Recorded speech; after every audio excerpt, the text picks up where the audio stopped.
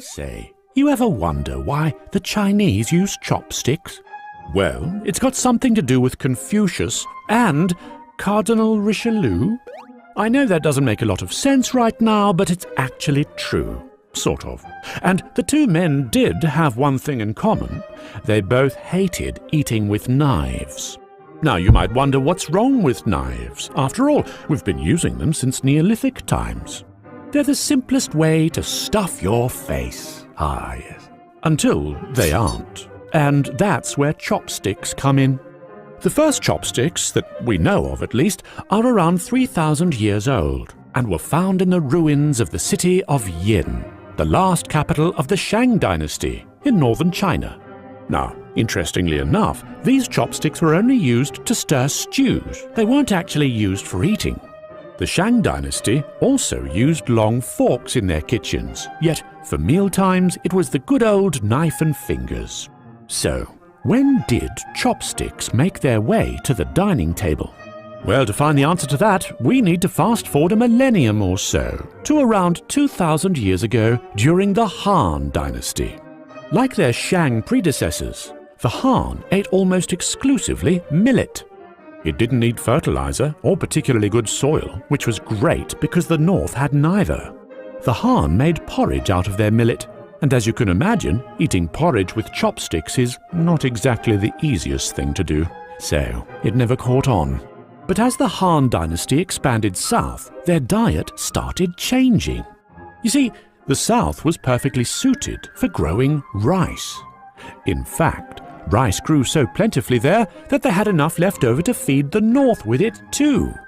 Now, you might think that it's equally difficult to eat rice with chopsticks, but East Asian rice is starchy and conveniently sticks together in nice clumps. Very easy to grab with a couple of sticks. Oh, that's quite easy. Oh. Of course, it wasn't just rice that did it. In the north, millet had another challenger: wheat. More wheat meant less porridge and more noodles and dumplings, which of course leads to our friends, the chopsticks again. This period also saw the rise of stir-frying, for which food was pre-cut into bite-sized morsels, all the easier to pick up and eat with your trusty chopsticks. Ha-ha! They're pretty damn versatile, these chopsticks, and what was even better, they were cheap. This actually matters quite a lot when you've got a population as big as China's, which, mind you, was about 1/4 of the entire world's population at the time. More people means less resources to go round, less metal for knives and forks, less fuel for fires. And here's some culinary physics for you. Cutting food into small chunks before cooking it makes it cook faster and uses less fuel. It's economics all the way down. And a bit of psychology as well. After all, once you start using chopsticks, you'd naturally prefer smaller chunks of food that are easier to eat with said chopsticks.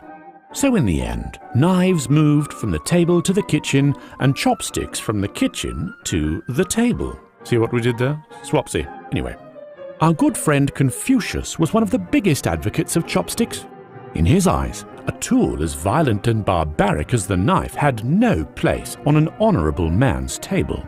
In fact, he made such a big deal out of it that his followers recorded this in the Book of Rites, one of the 5 classics that make up the core of Confucian philosophy. Now, I know that ever since we started this, you've been meaning to ask, what the hell does Cardinal Richelieu have to do with any of this? That's a very good question. Well, although he probably wasn't well versed in his Confucian etiquette, he too hated seeing knives at his table.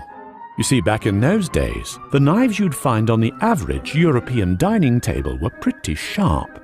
In fact, they were just as sharp as a knife you'd use to stab someone. Oh, sorry, meant to go for the pumpkin.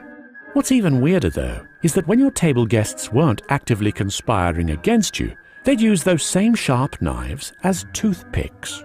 Richelieu, being the cunning mastermind that he was, started ordering every knife's blade to be ground down until it could barely cut anything.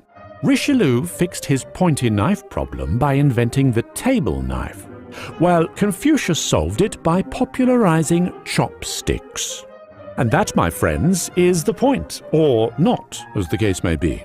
Well, my friends, time for some stir-fry and chopsticks. I hope I've satiated your culinary historical hunger. In case I did, you'll be happy to hear that we're cooking new batches as we speak. So, if you'd like to be the first to know when the next one is ready, feel free to subscribe and hit that bell button with your chopsticks or your blunted knife. Again, thank you for watching. We'll see each other again soon for the next deliciously delectable and devious episode of Side